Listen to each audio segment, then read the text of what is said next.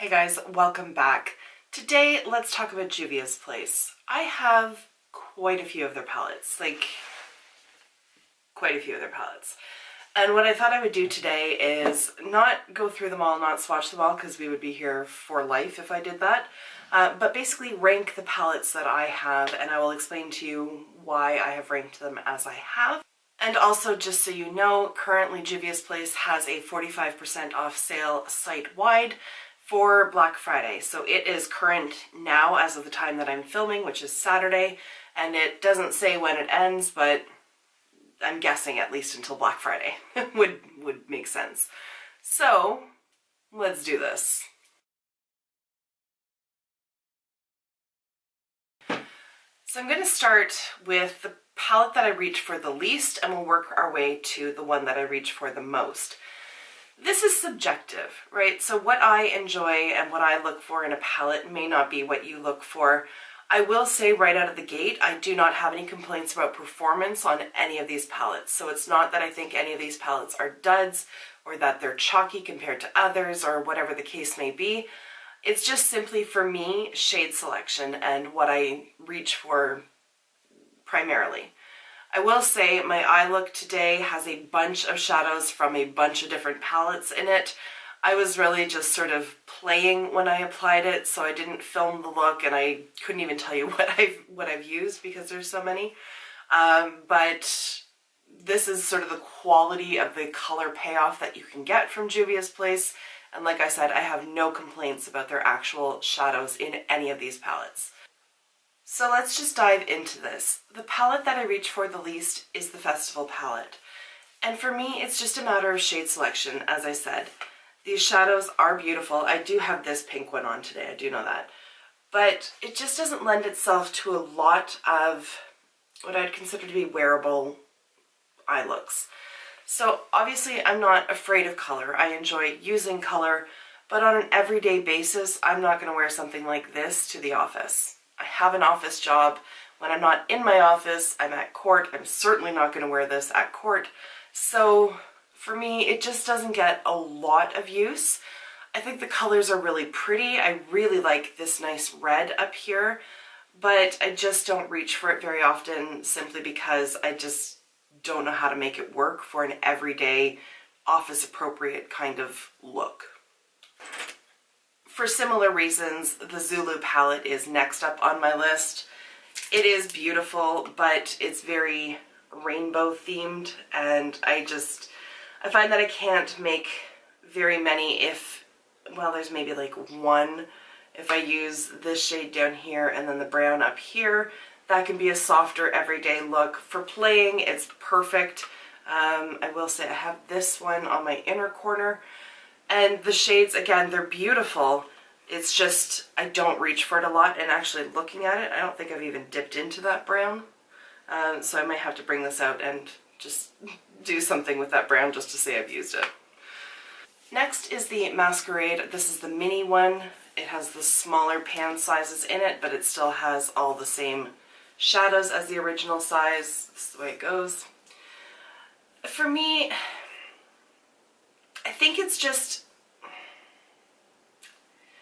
the brown shades are very similar. Like there's nothing that's really dark to contrast with the other ones, and so they're all kind of warm in tone, and so I think there could have been a little bit more creativity in terms of the shades that they opted to include. I do like that there is a more neutral area and then a lot of bright colors up here because you can do a lot of variety of looks. Also, my problem with this one is that there's really no transition shade. So there's really blending things out. It's really difficult to do with just this palette. Now I can always bring in from somewhere else, but if I'm just looking at the palette on its own, this one I find challenging to work with because it doesn't have any of those transition shades and because there's really nothing dark in terms of the brown to really ground a look or add definition. So this one I tend to use in tandem with something else, but there it is. Up another step is the Magic palette. This again is the mini. And this one has solved some of the problems that the Masquerade had for me. So there are transition shades in here. And again, you have a bit more variety of tones. And it does have the nice deeper colors that you can choose from in order to add definition to a look. I have this deep navy blue along my lower lash line today. And I really just like that there's the mix of mattes and shimmers in here, and that you have blues, greens, reds, there's a gold. It's just got a lot of variety in it, and that's why it's up above some of the other palettes. But again, it's just not something that I reach for on an everyday basis, simply because I tend to be rather neutral during the week. It's in the evenings and on the weekends that I get to play and experiment. So in terms of just reaching for an everyday palette, this isn't really my go-to. One that is very good for everyday wear is the Saharan, and this is sort of a warm neutral lover's dream with the inclusion of a nice deep, it's like a blue-green, there it is, like a really dark teal. It's got the black in it. This gold up here is absolutely gorgeous. Focus, focus, you can do it, there it is. It is just such a beautiful true gold color. And the really nice thing with these shadows as well in all of these palettes is that the shimmer shades, they stay shimmery all day. They don't end up bunched up in a line, in a crease on your eyes. They don't fade away into nothingness. They remain true to color all day, and they are absolutely beautiful. All of these shadows in all of these palettes are a dream to work with. They all blend beautifully. They're very pigmented. They do create a bit of fallout, so you just have to be aware of that. Tap off the excess when you're going in for application, but they are just beautiful to work with. The shimmery shades you can apply with a finger, you can pick them up with a brush. Sometimes shimmery shadows just won't pick up on a brush and you have to use your fingers. That's not the case with these palettes, so I really like the performance of them. In third place for me is the Deuce palette, and I love the color selection in here. It's just such a pretty and feminine palette, but again, it has those darker options so that you really can get full eye looks out of this. I think the shades are absolutely beautiful that are in here. It is very springy, but you can still bring it down for winter, especially with that nice silver in here. I love this palette. I think it's so pretty, and it's so girly without being cloying. Like, you can still establish a grown-up sort of look. It's not all just pink frilly stuff. I mean, if that's what you're into, no judgment, that's totally fine. But for me, I don't want just like bubblegum pink all over my eyes. I want something that establishes a full look, and this palette gets it done. In second place for me is the Saharan 2. And really with these top 5, like, we're splitting hairs here. Like, they're all interchangeable depending on what I'm looking for on any given day. But here's the Saharan 2. Again, nice big pan sizes. It's got those deeper browns down here, a nice warmer one here, and then the selection of other colors in there as well, just to keep it a little bit more versatile, I suppose. But this is one that I can get a lot of everyday wear out of, and this shade in particular, I'm not even going to try to pronounce the names because I can't, but it is so pretty. It's like a frosty mint, and it's really unique to my collection, and I love it. I think it's so pretty. And a lot of times you will get a mint, but it's matte, so the fact that it's a shimmery mint I really like as well, because I love shimmers. At any rate, I really like this palette. So then, top of the line for me, Afrique. And I like this because it is so versatile. There are so many different ways that you can go with this. You can create just everyday, nice, warm eye looks. You can cool it down with some of those other options. You can get really creative with the matte shades up here.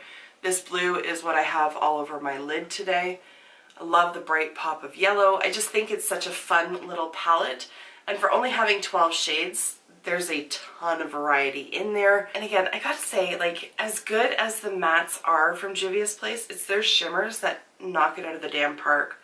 Like, they're just so, so pretty. Even the darker shades. I'll just swatch these ones here.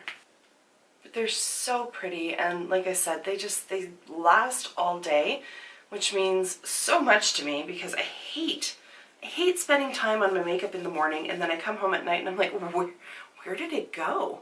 It's not like I, work outside and I'm sweating all day or I'm in the elements or whatever. Like, I sit at a desk. It's not that high intensity. But at any rate, I know this is quick.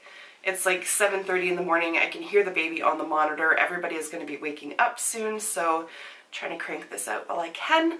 I woke up at like 5 and couldn't sleep, so I figured, why not do something productive and come on downstairs and play with makeup? So that's what I did. At any rate, if you do pick up anything from JUVIA'S Place, I'd love to hear down below what it is that you grabbed. I really wanted to get at least the Warrior, if not the Warrior and Warrior 2. Those two palettes are the only two that are sold out currently. So I'm stalking the website, hoping that they're going to restock during their sale. I don't have much faith in that, but I'm hoping so because some of these palettes are down to $11, which is a phenomenal deal for such good quality shadows. So I do highly recommend checking them out and taking a look to see if there's any palette there that catches your fancy that is in stock. So I'm going to wrap it up. Thank you so much for taking the time to watch, and I will see you in my next video. Until then, just be a decent human being. Bye for now.